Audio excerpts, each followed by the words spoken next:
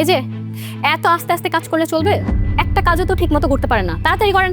রিনা, আমার দেরি হচ্ছে, আমি অফিসে চলে যাচ্ছি। এই এই শোনো না, কি? আজকে তুমি অফিস থেকে একটু তাড়াতাড়ি চলে এসো। আজকে তোমাকে নিয়ে একটু শপিংয়ে যাব, প্লিজ তাড়াতাড়ি এসো। ওকে সোনা, আমি আমার সব কাজ খুব দ্রুত শেষ করে চলে আসবো। তুমি রেডি হয়ে থেকো, ঠিক আছে? আর সাবধানে থেকো। ওকে, গেলাম আমি। বাবাজি, কি আবার কি? বাবাজি, আমার একটা কথা ছিল, যদি কিছু মনে না করেন তাহলে আমি কথাটা কই। এই, আপনার সমস্যা কি? বাড়ি থেকে বের হওয়ার আগে এইভাবে আটকালেন কেন?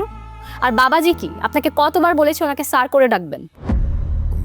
আসলে উনি তো আমার ছেলের মতনই, এই জন্যে এটা বলি আমি। ছেলের মতো মানে? আপনি তো দেখছি বিরাট চালাক। যে সুযোগ পেয়েছেন অমনি মন গলানো কথা বলা শুরু করে দিয়েছেন। শুনুন, আমাদেরকে না স্যার আর ম্যাডাম করে ডাকার অভ্যাস করুন। আচ্ছা, আগে ওনার কথাটা শুনে নাও না, উনি কি বলতে চাচ্ছে।